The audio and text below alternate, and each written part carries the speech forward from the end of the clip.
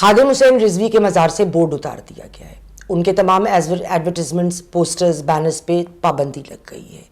ان کے ایسٹس اور bank accounts freeze کرنے کا فیصلہ ہو چکا ہے.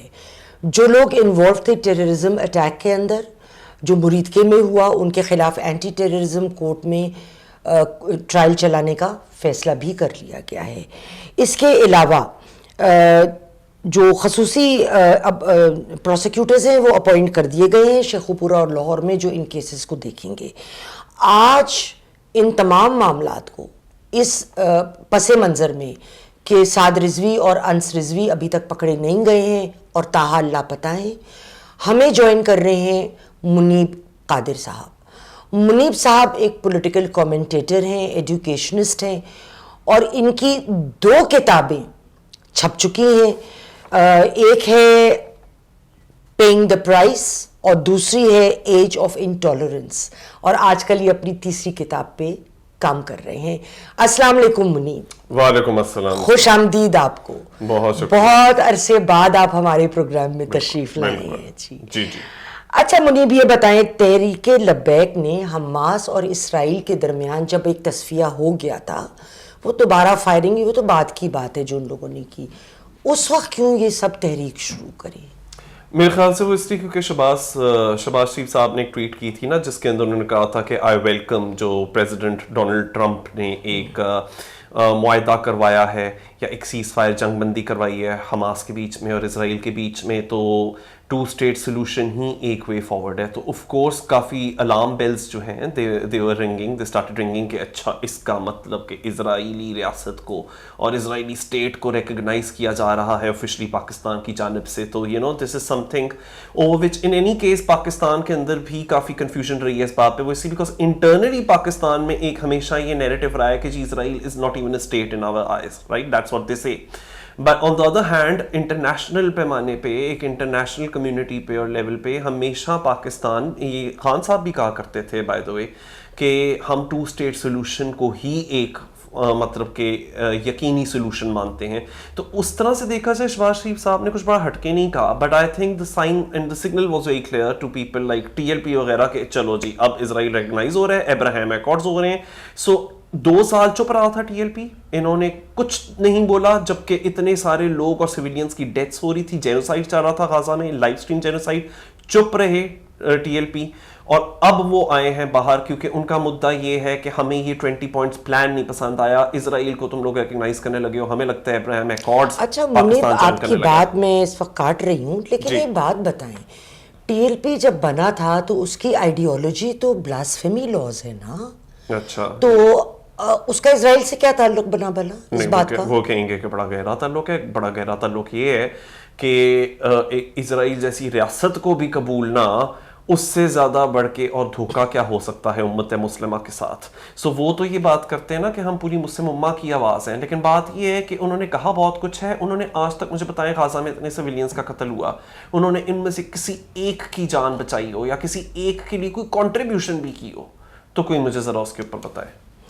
اچھا ایک بات بتائیے، لا منسٹر نے 17 اکتوبر کو اس سال ایک بیانیہ دیا، انہوں نے کہا کہ پروسیجرل سیف گارڈز ہم انٹروڈیوس کریں گے کہ بلاسفیمی لاز کو کوئی مس یوز نہ کرے. ناؤ دی پرابلم از کہ یہ تو قانونی باتیں ہیں، لیکن ہمارے یہاں عام لوگ اتنا زیادہ مینٹلی پروگرامڈ ہو گئے ہیں by a certain extremist section in the society کہ اگر کسی پہ الزام بھی لگ جائے اور پولیس تھانے بھی وہ آئے تو پولیس اس لیے بھی چھوڑنے سے ڈرے گی کہ ہم نے چھوڑا تھا، اس کو باہر نکلے گا تو مار دیں گے، یا الٹا پولیس والوں کو مار دیں گے، الٹا پولیس والوں کو. اور آپ کو وہ کیس بھی اور ججز کو بھی یہ ڈر لگتا ہے اگر ہم لوگوں نے ایکوٹ کر دیا تو ہماری جان کے لالے پڑ جائیں گے. اور اسی لیے شاید اس تمام معاملات پر بلاسفیمی لاز پہ آپ کی اسمبلی میں بھی گفتگو نہیں ہوتی کیونکہ سب ڈرتے ہیں. تو پروسیجرل چینجز اگر آپ کر بھی دیں گے جی تو ان کی انفورسمنٹ کے حوالے سے کیا سچویشن آپ کو نظر آتی ہے؟ اچھا انفورسمنٹ نا، اگر تو آپ یہ دیکھیں کسی بھی سویلائزڈ معاشرے میں کیا ہوتا ہے کہ اسٹیٹ کے پاس، ریاست کے پاس کوئرسو پاور ہوتی ہے، جس کو اگر میں محاورتاً کہنا چاہوں تو ڈنڈے کا زور ہوتا ہے. وہ یہ کہ آپ اور میں ذرا آزما کر اگر دیکھیں, ہم سڑکوں پہ نکلیں, ہم اگر بستیوں میں آگ لگا دیں یا ہم دکانوں کی کھڑکیاں توڑنا شروع کر دیں, and worse of all law enforcement جتنے بھی وہ سٹاف اور پرسنل ہیں ان کے اوپر ہی الٹا حملہ آور ہو جائیں, تو ذرا ہماری کیا درگت بنے گی وہ آپ کو پتہ ہی ہے. مطلب we don't have to do a lot of mental gymnastics to understand. ہوا یہ ابھی تک کہ جتنے بھی مذہبی انتہا پسند گروہ ہیں نا, ان کو امپیونٹی ہمیشہ حاصل ہوتی رہی ہے کہ تم لوگ کر لو جو کرنا چاہتے ہو, کیونکہ جو جتنی بدتمیزی کرے گا, جو جتنی وائلنس کرے گا, جتنا توڑ پھوڑ کرے گا, اس کو اتنا ہی امپیونٹی حاصل ہوگا اور اس کے آگے ریاست ہمیشہ جھک جائے گی. البتہ جو پیسفلی ڈیمونسٹریٹ کر رہے ہوں گے, کہیں اسلام آباد کے اندر بیٹھے ہوں گے تو کہیں گے جی ہمارے مسنگ پرسن ریلیٹیوز کو ڈھونڈ دو, یا اگر کوئی اسٹوڈنٹ یونین کو بحال کرنے کے لیے احتجاج کرے گا اور وہ اس کے پاس نہ کوئی اسلحہ ہے, وہ نہتہ ہے, ہاں اس کی پکڑ ہوگی, اس کو جیل میں ڈالا جائے گا. اب تک یہ مثال قائم تھی, اب بدل گیا. کیوں بدل گیا؟ اگلا سوال ہی میرا یہ تھا. بدل اس لیے گیا کیونکہ دیکھیں جس طرح میں تو بڑے سالوں سے لگا ہوا ہوں, تو آخر کار مجھے ایسا لگتا ہے کہ اس وقت جو بھی ہمارے پالیسی میکرز ہیں, لا میکرز ہیں, میرے خیال سے ان کو بھی یہ سمجھ آ گئی ہے, ان کو یہ سمجھ آ گئی ہے کہ جو مذہبی اقلیتوں کے ساتھ ظلم و ستم کر سکتا ہے, جو نہتے لوگوں کے ساتھ ظلم و ستم کر سکتا ہے, اور تو اور جتنے بھی یہ کیسز بنے ہیں یا موب لنچنگ ہوئی ہے, سب سے زیادہ اس کے ہاتھوں سنی مسلمان ہی مرے ہیں اس ملک میں, تو وہ کل کو کسی بھی پرائم منسٹر یا کسی بھی ٹاپ آفیشل کے اوپر بھی آ کر پڑ سکتے ہیں, کیونکہ اب تو امپیونٹی اس سلمان تاثیر ٹھیک ہے, لوگ مجھے کہتے ہیں نا جی پریویلیجڈ بے نظیر بھٹو, ٹھیک ہے بے نظیر بھٹو کا تو چلے ٹھیک ہے نا, وہ ایک اوپر سے انہوں نے وہ چیز رکھی ہوئی, ہمیں تو نہیں پتا کہ کس نے کیا تھا, بٹ سلمان تاثیر کا تو شور شاٹ پتا ہے کہ موٹیویشن کیا تھی. تو میں ہمیشہ یہ کہتا ہوں کی پیدائش ہی اس وجہ سے ہوئی, وہیں سے ہوئی, وہاں سے تو اس کے وہ جو بیج ہیں بوئے گئے تھے. بالکل. تو تھنگ اس کہ میں ہمیشہ یہ کہتا ہوں کہ اچھا سلمان تاثیر تو پاکستان کے سب سے بڑے صوبے کے گورنر بھی تھے, بزنس ٹائکون تھے, سارا کچھ تھا, دنیا کا کون سا پیسہ ہوتا ان کے پاس نہیں تھا, لیکن یہ جو سے شر پسند عناصر ہیں ان کے صرف ایک فتویٰ لگانے کی دیر ہوتی ہے, تو کون گورنر تو کون بزنس ٹائکون. تو آئی تھنک ابھی کیا ہوا ہے کہ ریاست کو نا یہ چیز ریئلائز ہوئی ہے کہ یار یہ لوگ تو اپنے آپ کو ریاست سے بھی اوپر سمجھتے ہیں, یہ تو ریاست کو بھی آنکھیں دکھاتے ہیں. ایک بات بتائیے مجھے, آپ کو یہ لگتا ہے یہ ریاست کا کام ہے اس میں یا عاصم منیر کا کام ہے؟ ٹی ایل پی والوں نے ایک کانفرنس خاص رکھی تھی, انہوں نے کہا تھا یہ جوڈیشل کمیشن تو کوئی بنا کر دکھائے, ہم ہر کسی کی مخالفت کریں گے, اور انہوں نے نام لیا تھا کہ ہم یہ جسٹس اعجاز صاحب کی بھی کریں گے, اور یہاں تک کہ آرمی چیف بھی اگر ہمارا ساتھ نہ دیں اس چیز پہ تو ہم پھر بھی کھڑے ہو جائیں گے. تو آپ دیکھیں جب ایک so called non state actors اس طرح سے دھمکیاں دیں, تڑیاں دیں آپ کے وزیر اعظم کو, آپ کے ججز کو, یہاں تک کہ آرمی چیف کے بارے میں بھی جب وہ بات کریں تو وہ اس قسم کے الفاظ سے بات کریں, تو we should know that the danger from these sources is very high. وہ یہ کہ اب یہ اپنے آپ کو ریاست اور ریاست کے جتنے بھی سربراہ ہیں ان سے اوپر مانتے ہیں, تو ان کو پتہ چلنا چاہیے ہیڈ آف دا اسٹیٹ ہوتی کیا چیز ہے. صحیح. اچھا یہ بتائیے کہ سمری پنجاب حکومت نے بھیج دی ہے سینٹر کو کہ ان کو بین کیا جائے جی, اور وہ مجھے لگتا ہے کہ ہو بھی جائے گا, لیکن جس نشستوں پہ انہوں نے سیٹیں جیتی ہیں اپنی الیکشن سے, کیا ان پہ پھر الیکشنز دوبارہ ہوں گے؟ بالکل, اور ہونا بنتا بھی ہے, کیونکہ اب دیکھیں نا ایک دہشت گرد تنظیم اور ایک عام مین اسٹریم پولیٹیکل پارٹی میں فرق کیا ہے. پولیٹیکل پارٹی کیا کرتی ہے کہ وہ پارلیمنٹ میں اپنی پروٹیسٹ رجسٹر کرتی ہے, اور ایک دہشت گرد تنظیم کیا کرتی ہے, they don't play by the rules. جب ان کو لا فلی اریسٹ کرنے آتے ہیں, چاہے وہ پولیس والے ہوں, آپ کے لا انفورسمنٹ ایجنسیز ہوں, تو وہ الٹا ان کو جاں بحق کر دیتے ہیں. اب کم از کم اتنا تو انٹرنیشنل میڈیا نے بھی رپورٹ کیا, مرید کے والے جتنا بھی وہ ہوا انسیڈنٹ, اس کے دوران اس کاروائی میں کوئی 11 پاکستان کے مطلب ہمارے پنجاب پولیس کے لوگ جہاں بحق کیے گئے. وہ کہہ رہے ہیں ٹی ایل پی والے کے 600 لوگ کیے گئے, اور اس پہ تو ایون انٹرنیشنل انڈیپینڈنٹ جتنے بھی جرنلسٹ ہیں, الجزیرہ میں ایک رپورٹ نکلی اور اس کے اندر کیٹیگوریکلی لکھا ہوا ہے کہ ابھی تک اس بات کا کوئی ایویڈنس نہیں ہے کہ سینکڑوں میں کوئی مرا ہو. میکسیمم وہاں جو لوکیلٹی میں لوگ رہتے ہیں مرید کے میں, انہوں نے کہا ہے کہ کوئی ایک جاں بحق ہوا ہے ٹی ایل پی کی طرف سے, اور اسما بخاری صاحبہ نے اپنی کانفرنس میں کہا 3 ہوئے ہیں. ٹھیک ہے 3 ہوئے ہیں انہوں نے یہ کہا ہے, لیکن جو لوکیلٹی میں رہتے ہیں انہوں نے کہا ایک کا ہے. البتہ یہ کہ سینکڑوں کے اندر ہوئے ہیں, اور اب آپ سمپتھی کارڈ دے رہے ہو. اس میں ایک ایس ایچ او شہید ہوا ہے, 48 were injured and I believe a few got bullet wounds. لیکن ٹی ایل پی کی سائیڈ پہ ٹی ایل پی کی سائیڈ وہاں 3 ہی. ٹھیک ہے, اب وہ خود کہہ رہے ہیں کہ جی 600 لوگ, کبھی وہ کہتے ہیں 400 لوگ. تو دیکھیں آپ کچھ بھی آربیٹریریلی کہہ لو. اچھا ایک سوال میرا اور، سعد رضوی کے گھر سے 11.5 کروڑ کی مالیت کی اشیاء اور کرنسی اور پتہ نہیں کیا کچھ برآمد ہوا ہے.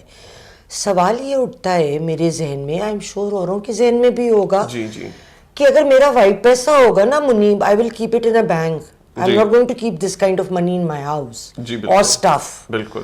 تو فنڈ کون کر رہا ہے انہیں؟ آپ دیکھیں کہ بھارت سے بھی کوئی 50,000 روپے آئے ہوئے تھے، ہمارے پاس تو نہیں آتی بھارتی کرنسی. تو ایک تو یہ بھی چیز میں دیکھ رہا ہوں، اوپر سے وہ سلور کا یعنی چاندی کا کراؤن بھی ہے. واہ، مطلب بادشاہت چل رہی ہے مختلف ممالک کے کرنسیاں. ایبسولوٹلی. اینڈ گولڈ سلیبس، اس طرح کی چیزیں نکلی ہیں، زیورات، 11 کروڑ روپے کم از کم نقدی. تو اب لوگ پتہ ہے مجھے کیا کہہ رہے ہیں، جو ٹی ایل پی کے حمایتی ہیں وہ یہ لکھتے ہیں، لو جی اگر آپ نون لیگ اور پیپل پارٹی کی جائیدادیں دیکھنا شروع کرو تو وہ 12 کروڑ کی تو ان کی صرف ایک زمین ہوتی ہے، تو کیا ہو گیا اگر 12 کروڑ نکل آیا. تو یہیں سے آپ کو ان کی انٹلیکچوئل ڈس آنیسٹی کا پتہ چل رہا ہوگا کہ جب یہ مڑ کے کہتے ہیں کہ جی 11 کروڑ 12 کروڑ کیا ہوتا ہے، تو اس کا مطلب کتنے کوئی امیر ہو گئے تھے کہ ان کے لیے 11 کروڑ اور 12 کروڑ کوئی بڑی بات ہی نہیں ہے، اٹس جسٹ نتھنگ. وہ تو یہ سمجھتے ہیں جیسے کہ نا وہ پاس والے کھوکھے میں جا کر آپ یا پان شاپ میں جا کر پان کھا لو، اس کی اتنی قیمت ہوتی ہے جتنی 11 کروڑ روپے ان لوگوں کے لیے. تو this thing will have to be investigated. یہاں تک کہ یہ جو بھی اس کے لیڈرشپ ہے ٹی ایل پی کی، یہ تک بات نکلی ہے کہ جو سود یعنی انٹرسٹ جون سے بینک اکاؤنٹس پہ آتے تھے، تو ان کے اکاؤنٹس میں انٹرسٹ پہ ان کو ریٹرنز بھی مل رہے تھے.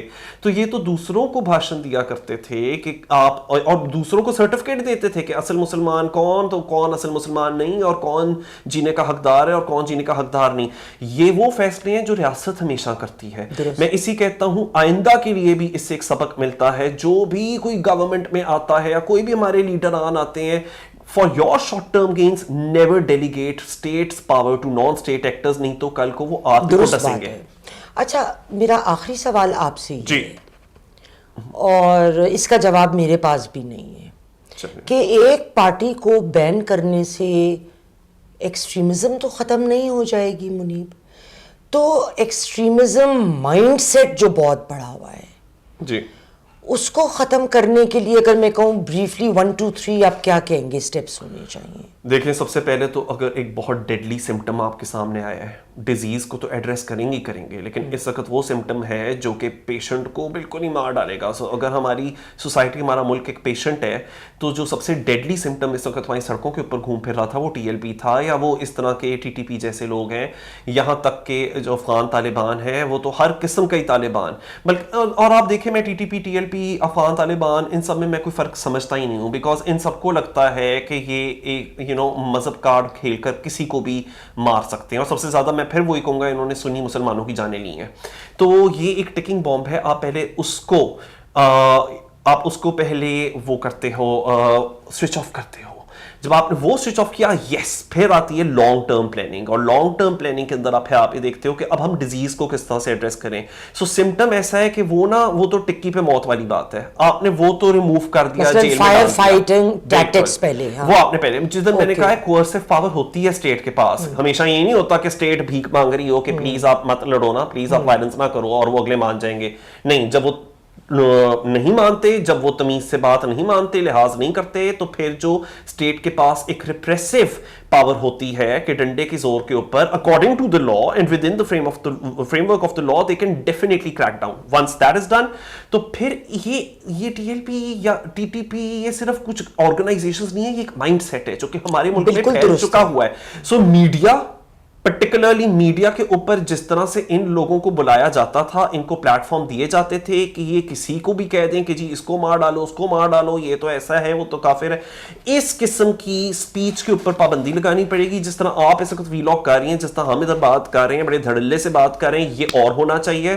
State should never bow down to the ریاست، and state should itself, so state should never bow down to these pressure groups, these miscreants, and state should also not itself enable such people جو کہ کل کو state کی رٹ کو ہی نہ مانے. تو I think long term planning کے اندر ہمیں اپنے ایجوکیشن میں، ہمیں اپنی گفتگو میں، پبلک ڈسکورس کے اندر we will have to introduce conversations جو کہ رسپانسبل ہیں، جدھر ہم ناپ تول کے بات کر رہے ہیں. اور آخر میں یہی کہوں گا کہ جو ایک فارمولا ہونا چاہیے نا، وہ یہ ہونا چاہیے، اگر آپ کے ورڈز کسی بھی کمیونٹی کو ڈی ہیومنائز کرتے ہیں یا ان کے ایکسپیرینسز کو ٹریویلائز کرتے ہیں یا وہ کسی کمیونٹی گروپ اور انڈیویجولس کی جان کو خطرے میں ڈالتے ہیں.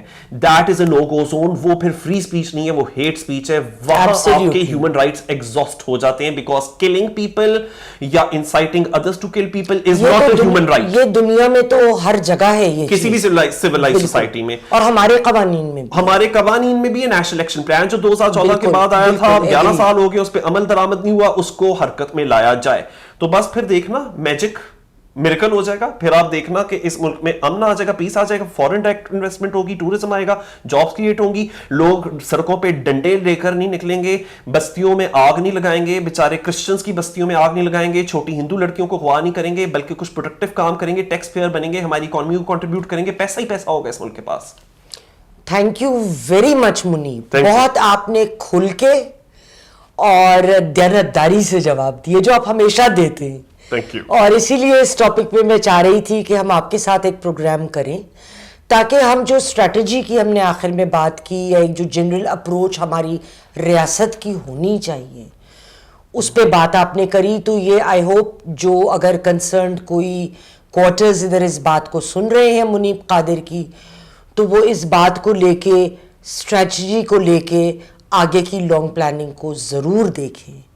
Again, our thanks to Munib Qadir for joining us today on our today's show. اگلی دفعہ تک کے لیے خدا حافظ.